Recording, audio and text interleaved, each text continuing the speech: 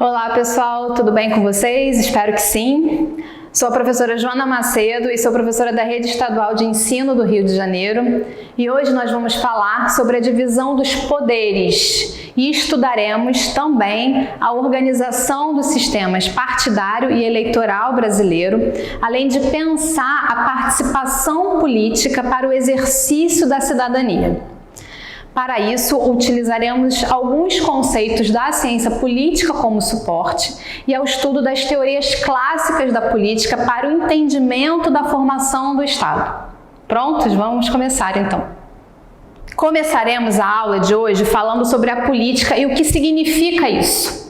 Frequentemente ouvimos nas ruas e até dentro das nossas casas as pessoas falarem ou comentarem de política de uma forma geral. E isso fica mais forte principalmente em épocas de eleição. Vocês já devem ter reparado isso. Isso é necessário e muito importante, porque os fenômenos da política têm a ver com o mundo em que vivemos e a situação particular em que nos encontramos. E a participação política das pessoas é fundamental. Política não está somente nos governantes ou lá em Brasília, e é isso que a gente vai trabalhar a partir de agora. É importante que a gente entenda que a política está em todos os aspectos da nossa vida e nas nossas atitudes também. No entanto, vamos falar de uma parte específica da política, que é sobre a divisão dos poderes e a organização do sistema político no Estado brasileiro. A política está relacionada à disputa do poder e ao exercício desse poder.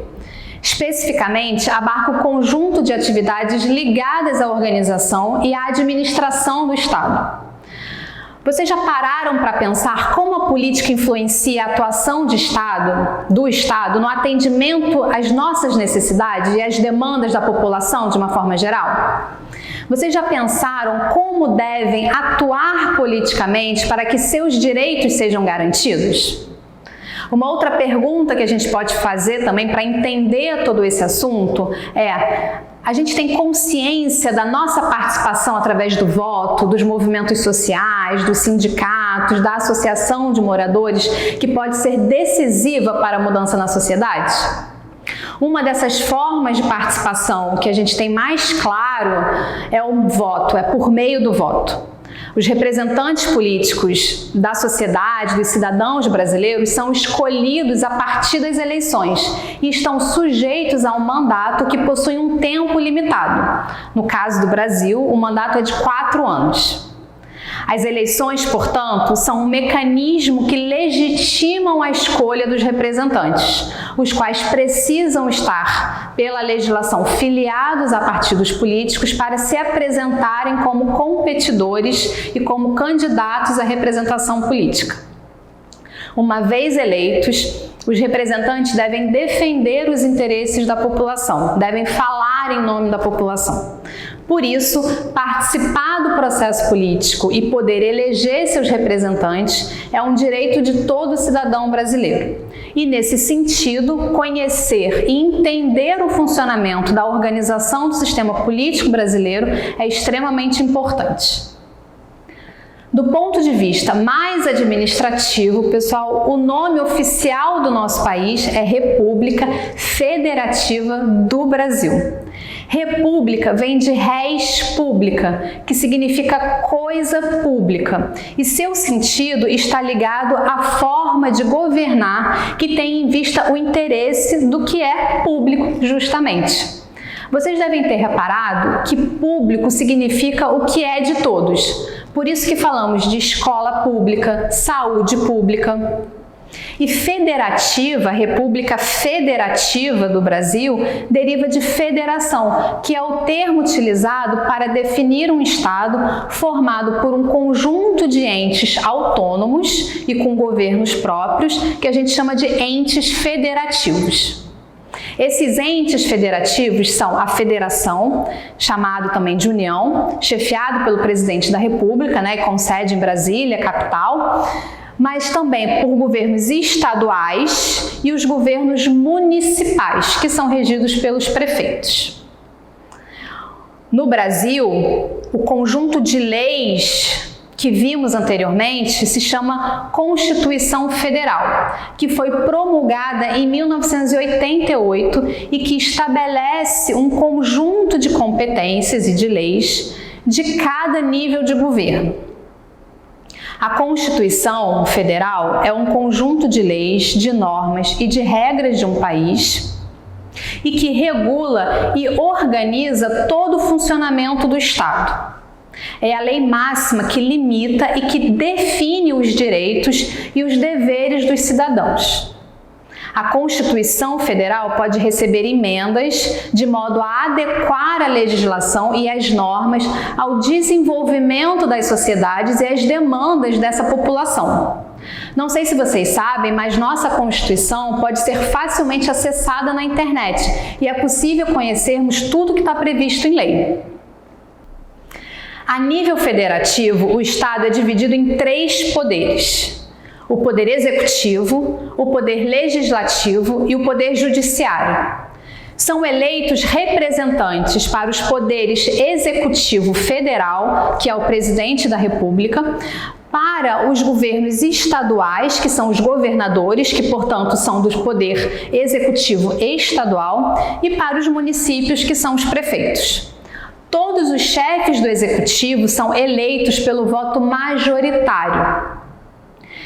Para o legislativo, para o poder legislativo, por sua vez, elegemos os deputados federais. Para os legislativos estaduais, a gente elege os deputados estaduais. E para o nível municipal, elegemos os governadores.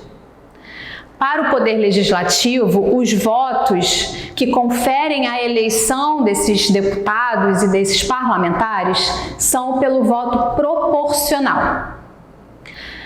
Mas quais as funções de cada um desses poderes? O Poder Executivo fica encarregado de sancionar e de vetar, portanto, projetos de lei e governa com base no Poder Legislativo. Ou seja, pessoal, o Poder Executivo justamente executa as leis. O Poder Legislativo, por seu turno, elabora as leis que regem toda a nossa sociedade e tem como representantes os senadores, os deputados estaduais e federais e os vereadores a nível municipal, como já falamos anteriormente. Uma curiosidade é que os senadores, apesar de serem do Poder Legislativo federal, são eleitos pelo voto majoritário. São a única exceção.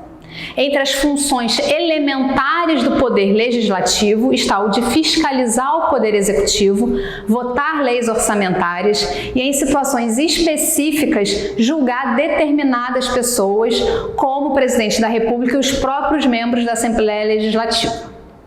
O Poder Judiciário é responsável por garantir a constitucionalidade das leis, ou seja, se as leis estão sendo formuladas de acordo com a Constituição Federal. Nesse sentido, dentro do Poder Judiciário, os seus representantes não são eleitos, eles são nomeados pelo Presidente da República após aprovação no Senado Federal, como é o caso do ministro do Supremo Tribunal Federal. E isso é diferente dos poderes executivo e legislativo, cujos representantes são eleitos. Vamos falar agora, pessoal, de um assunto muito importante, que é a cidadania. E para isso precisamos definir o que é ser cidadão. De acordo com Pinsky, ser cidadão é ter direito à vida, à liberdade, à propriedade, à igualdade perante a lei. Em resumo, é ter direitos civis. É também participar no destino da sociedade, votar e ser votado, ter direitos, portanto, políticos. Os direitos civis e políticos não asseguram a democracia sem os direitos sociais, que são aqueles que garantem a participação do indivíduo na riqueza coletiva. O direito à educação, ao trabalho, ao salário justo, à saúde e a uma velhice tranquila. Em outras palavras, e de uma forma resumida, exercer a cidadania plena é ter direitos civis, políticos e sociais.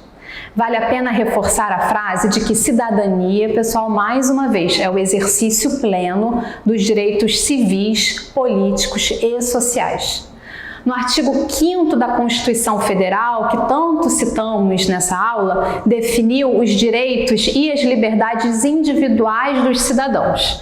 Na introdução desse artigo, lemos o seguinte: todos são iguais perante a lei, sem distinção de qualquer natureza, garantindo-se aos brasileiros e aos estrangeiros residentes no país a inviolabilidade do direito à vida, à liberdade, à igualdade, à segurança e à propriedade.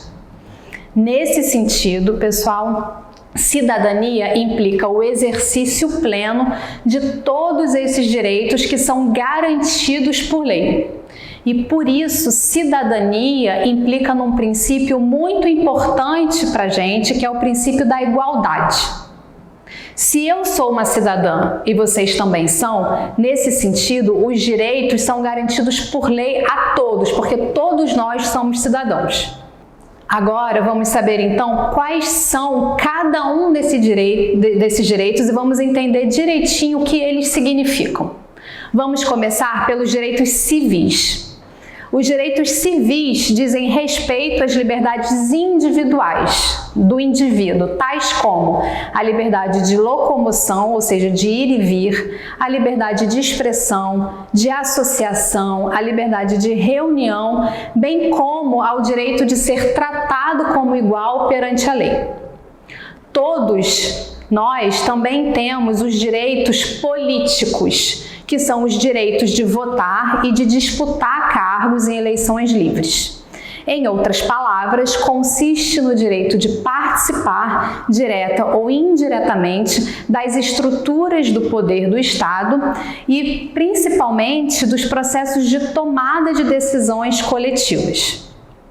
Por fim, os direitos sociais dizem respeito à segurança econômica e social das pessoas, às proteções sociais de uma forma geral, alcançada através da oferta de serviços públicos, entre eles a saúde, a educação, moradia, trabalho e previdência social, como falamos em outra aula, entre outros. Atualmente, é comum ouvirmos falar em cidadania e direitos humanos. E acabamos de ver que cidadania e direitos estão relacionados à sociedade, nas quais as pessoas, independentemente de cor, sexo, renda, religião, são respeitadas e vistas como iguais pelas autoridades, como os governos e por todas as outras pessoas, e isso a gente viu como previsto em lei. Essas sociedades são chamadas de democráticas, porque nelas todos os cidadãos possuem os mesmos direitos e deveres. Porém, mesmo em sociedades democráticas como a nossa, ocorrem casos de violações de direitos humanos e de direitos de uma forma geral, que implicam no desrespeito à cidadania, como discutimos em outros momentos das aulas. Costumamos dizer que foram os gregos, mais uma vez, os antigos gregos, que inventaram a ideia de democracia. A democracia grega era exercida diretamente pelos cidadãos, ou seja, na palavra demos, de democracia, que a gente se refere ao povo, eles se reuniam em praça pública, na ágora, e ali decidiam acerca dos negócios e das próprias atividades cívicas da cidade, que era a polis, a sociedade naquela época.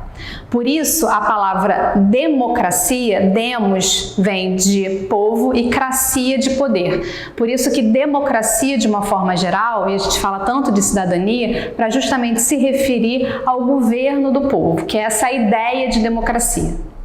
Essa forma de governo se baseava e ainda se baseia no princípio da igualdade ou isonomia entre os cidadãos, que à época eram basicamente os homens adultos e livres, que eram considerados os cidadãos. A gente sabe que ao longo da história das sociedades isso se transformou e a gente tem um conceito mais amplo de cidadania.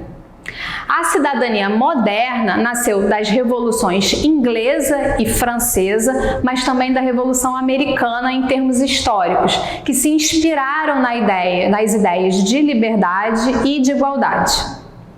Antes, os indivíduos viviam inteiramente à mercê da vontade dos reis ou dos monarcas, que governavam como soberanos absolutos na Europa e nas colônias do além-mar. Essas revoluções deram origem à famosa Declaração dos Direitos, como a Bill of Rights, na Inglaterra, mas também na Declaração de Independência dos Estados Unidos e a Declaração dos Direitos do Homem e do Cidadão na França. A partir de então, um movimento em direção ao reconhecimento dos direitos do cidadão e do homem se difundiu para vários países. O auge desse movimento se deu após a Segunda Guerra Mundial, com a promulgação da Declaração Universal dos Direitos Humanos em 1948, que foi instituída por uma organização internacional que se chama a Organização das Nações Unidas, a ONU, e criou a figura do cidadão do mundo. Com essa declaração se criou essa imagem do cidadão do mundo e definiu os direitos básicos do ser humano, como a vida, a liberdade e a segurança. A Declaração Universal dos Direitos Humanos é um documento base que defende a igualdade entre as pessoas, reconhecendo seus direitos e liberdades fundamentais. Foi a peça principal no estabelecimento dos direitos humanos, do que a gente entende por direitos humanos. A Declaração Universal dos Direitos Humanos defende e preconiza, entre suas principais orientações, que todas as pessoas nascem livres e iguais em dignidade e direitos, que todas as pessoas têm a capacidade para usufruir dos direitos e das liberdades sem quaisquer distinções de raça, cor, sexo, língua, religião, opinião política ou de qualquer outra natureza ou origem nacional ou social, que todas as pessoas têm direito à vida, à liberdade e à segurança pessoal. E entre essas orientações muito importantes para a gente conhecer é que ninguém será mantido em escravidão ou servidão. A escravidão e o tráfico de escravos ficam proibidos em todas as suas formas. Por último, que ninguém será submetido à tortura, nem ao tratamento ou castigo cruel, desumano ou degradante. Todas essas informações e orientações são pilares dessa Declaração dos Direitos Humanos que os países e muitos países adotam. Então vocês percebem como é importante sabermos de tudo isso?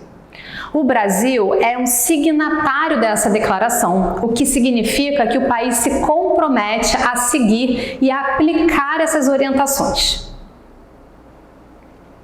Chegamos ao final da aula, pessoal. Entendemos a forma como o Estado se organiza administrativamente e a importância de conhecermos o funcionamento do sistema político no Brasil. Além disso, estudamos o conceito de cidadania e de direitos e o princípio da igualdade que está embutido nessas ideias. Então é isso, pessoal. Espero que vocês se cuidem bem e até uma próxima.